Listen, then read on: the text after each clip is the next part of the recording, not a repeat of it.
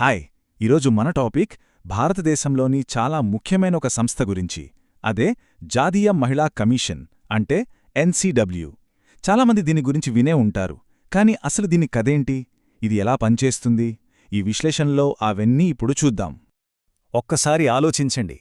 60 కోట్ల మందికి పైగా మహిళలున్న మన దేశంలో వాళ్లందరి తరఫున మాట్లాడేందుకు, వాళ్ల హక్కుల కోసం నిలబడేందుకు ఒక అఫీషియల్ వాచ్డాగ్ ఎవరు?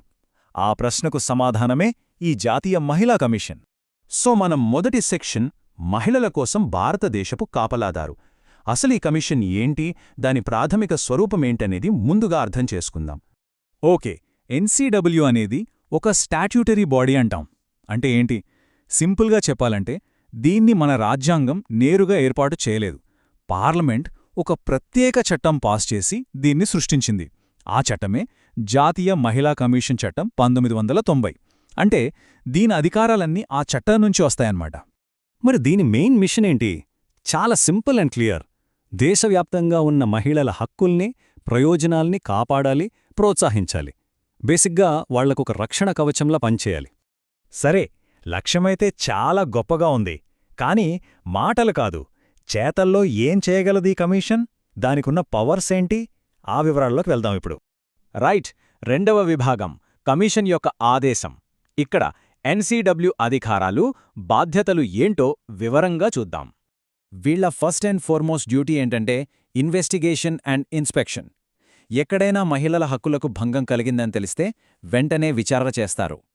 ఇంకో ఇంట్రెస్టింగ్ పాయింట్ ఏంటంటే ఎవరూ కంప్లైంట్ ఇవ్వకపోయినా, పేపర్లో న్యూస్ చూసినా సరే వాళ్లంతట వాళ్లే కేసును టేకప్ చేయగలరు. దీన్నే సుమోటో అంటారు. అంతేకాదు, జైళ్లు, రిమాండ్ హోమ్స్కి వెళ్లి అక్కడ మహిళల పరిస్థితి ఎలా ఉందో కూడా తనిఖీ చేసే అధికారం వీళ్లకుంది. ఇక రెండవ పవర్ ప్రభుత్వానికి ఒక సలహాదారుగా పనిచేయడం. అంటే మహిళల రక్షణ కోసం ఆల్రెడీ ఉన్న చట్టాలు సరిగ్గా ఉన్నయా లేవా అని రివ్యూ చేయడం, కొత్త పాలసీలు తెచ్చేటప్పుడు గవర్నమెంట్కి సలహాలివ్వడం, ఇంకా అవసరమైతే కొత్త చట్టాలు తీసుకురండి అని గట్టిగా చెప్పడం. ఇవన్నీ వీళ్ల పని. అంతేకాదు, మహిళలకు డైరెక్ట్ సపోర్ట్ కూడా అందిస్తుంది.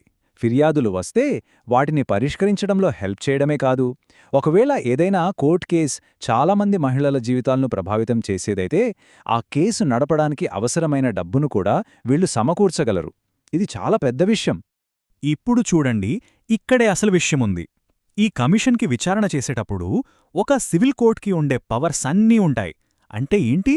భారతదేశంలో ఎవరైనా విచారణకు పిలవగలరు, ఏ డాక్యుమెంట్ అయినా సరే ప్రొడ్యూస్ చేయమని ఆర్డర్ వేయగలరు, ప్రమాణపత్రాల మీద సాక్ష్యాలు తీసుకోవచ్చు. అంటే ఒక చిన్నపాటి కోర్టులాగే పనిచేస్తుందన్నమాట. ఈ అధికారమే ఈ సంస్థకు అసలైన బలం. ఇంత పవర్సున్న ఈ కమిషన్కి హెడ్ ఎవరు? అందులో ఎవరుంటారు? దాని స్ట్రక్చర్ ఏంటో ఇప్పుడు చూద్దాం.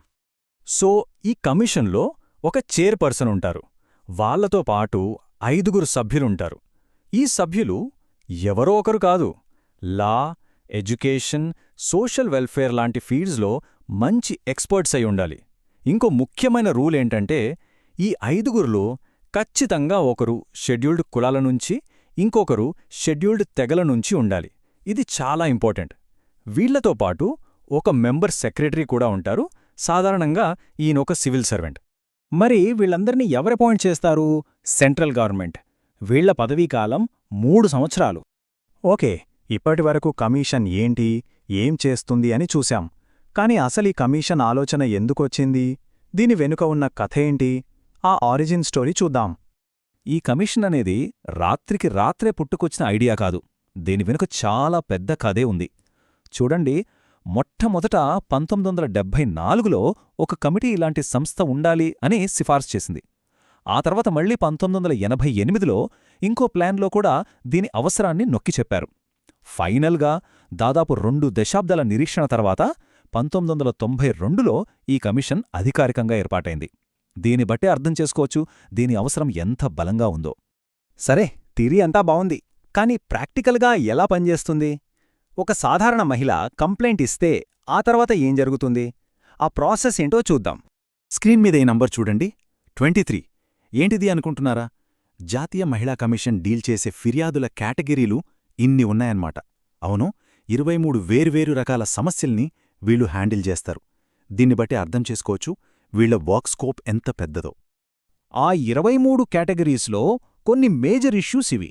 ఒకవైపు వరకట్న వేధింపులు, గృహహింస లాంటి ఎప్పట్నుంచో ఉన్న సమస్యలు, మరోవైపు సైబర్ క్రైమ్స్, వర్క్ప్లేస్ హెరాస్మెంట్ లాంటి కొత్త తరం సవాళ్లు. అంటే అటు ట్రెడిషనల్ ఇష్యూస్ నుంచి ఇటు మోడర్న్ ప్రాబ్లమ్స్ వరకు మహిళలు ఎదుర్కొనే దాదాపు అన్ని రకాల సమస్యలపైన ఈ కమిషన్ పనిచేస్తుందన్నమాట. మరి కంప్లైంట్ వచ్చాక ప్రాసెస్ ఎలా ఉంటుంది? ఫస్ట్ కంప్లైంట్ రిసీవ్ చేసుకుంటారు. అది పోలీస్ డిపార్ట్మెంట్ నిర్లక్ష్యానికి సంబంధించింది అయితే వెంటనే సంబంధిత అధికారులకు పంపి యాక్షన్ తీసుకునేలా ఫాలో అప్ చేస్తారు. కుటుంబ తగాదాలైతే ముందు కౌన్సిలింగ్ ద్వారా సెటిల్ చేయడానికి ట్రై చేస్తారు. అదే రేప్ లాంటి చాలా సీరియస్ క్రైమ్ అయితే అసలేం జరిగిందో తెలుసుకోవడానికి వెంటనే ఒక ఎంక్వైరీ కమిటీని వేస్తారు. ఆ తర్వాత ప్రభుత్వానికి, పోలీసులకు తగిన చర్యల కోసం సిఫార్సులు చేస్తారు. వీళ్ళ మెయిన్ గోల్ ఏంటంటే మహిళలకు వేగవంతమైన ఉచిత న్యాయం. దీన్ని సాధించడానికి వీళ్ళు పారివారిక్ మహిళా లోక్ అదాలత్ అనే ఒక స్పెషల్ మెకానిజం కూడా వాడతారు. దీని ముఖ్య ఉద్దేశం ఒక్కటే, మహిళలకు ₹1 కూడా ఖర్చు లేకుండా వీలైనంత త్వరగా న్యాయం అందించడం. చివరిగా ఈ ప్రశ్నతో ముగిద్దాం. ఒక్కసారి ఆలోచించండి. ఎన్సీడబ్ల్యూకి సివిల్ కోర్ట్ పవర్స్ ఉన్నాయి, కానీ క్రిమినల్ కోర్ట్ల నేరుగా ఎవరినీ శిక్షించే అధికారం లేదు. అది కేవలం సిఫార్సులు మాత్రమే చేయగలదు. అలాంటప్పుడు ఇలాంటి ఒక సంస్థను పళ్ళులేని పులి అని అనొచ్చా? లేక దాని సిఫార్సుల ద్వారా ప్రభుత్వంపై ఒత్తిడి తేవడం ద్వారా దాని ప్రభావం మనం అనుకున్నదానికంటే చాలా ఎక్కువ ఉంటుందా? ఇది మనం ఆలోచించాల్సిన విషయం.